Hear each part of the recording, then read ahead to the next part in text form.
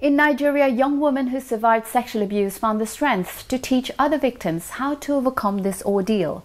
Her foundation, Life After Abuse, strives for a better social awareness of sexual violence and the post-traumatic convalescence of victims. Halima Layeni focused her attention on marginalized teenagers to whom she offered listening sessions and therapy. She then realized that young men who were victims of abuse needed more adapted therapy. Our correspondent in Abuja, Hugo Yuana, followed her to understand her approach. The patriarchal nature of the African society over the years have prevented men from speaking out and opening up to therapy when they experience any form of psychological trauma. According to a 2021 report by the Lagos State Domestic and Sexual Violence Response Team, DSVRT, 194 men were reportedly assaulted by their partners from January to June 2021, recording a slight increase from 108 cases reported the first 6 months of the previous year.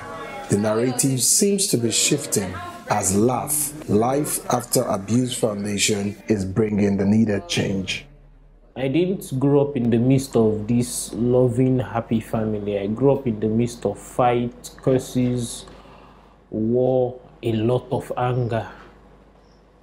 Really piles of anger, unforgiveness and all sorts. So I never even always had good intentions for anyone growing up. Some time ago, I lost my mom, and dealing with it was very difficult.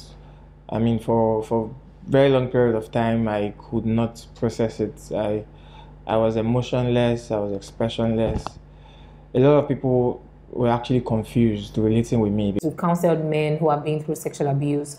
We've also counseled men who have suffered parental, physical, and emotional abuse. We try to create that safe space for men, and we try to, encourage men that it's okay to cry. It's okay to talk about your feelings or your emotions. So we set up something called a love counseling platform where men can gain access to a one-on-one counseling. What we do when we go out to talk to men is we pretty much talk about emotional stability. We try to normalize, the idea of expressing yourself, the idea of seeking help. We try to acknowledge the trauma that they've gone through. We know that, traditionally men are required to hold a lot of things in. I'm actually happy that I found a refuge, a safe place called Laugh.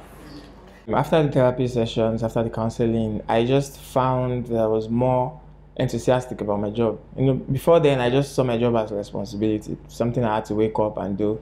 We basically believe that a more sustainable approach to any gender-based violence is actually reorienting men, basically, rehabilitating them, start educating men on women's rights, emotional stability, consent, and all of that. We launched the campaign and we had men from across 4 African countries, Ghana, Ivory Coast, Benin Republic, and Nigeria join in on the movement. And the movement actually attracted a lot of attention, and we had, I think our volunteer platform grew from 60 to 480, and we had, a lot of members join in to advocate for it. One of the United Nations Sustainable Development Goal is actually good health and well-being, and that is what we try to focus on in Laugh.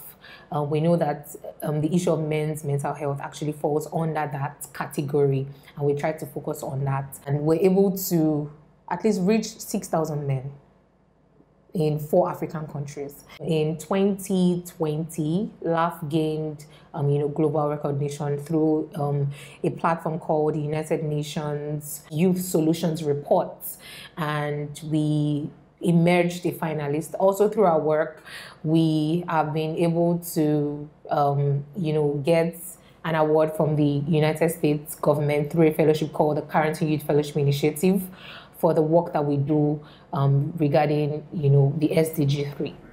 This raises hope that more women in Africa will be able to engage in similar social work with an ultimate goal to encourage males to open up. and embrace counseling without being ashamed for it.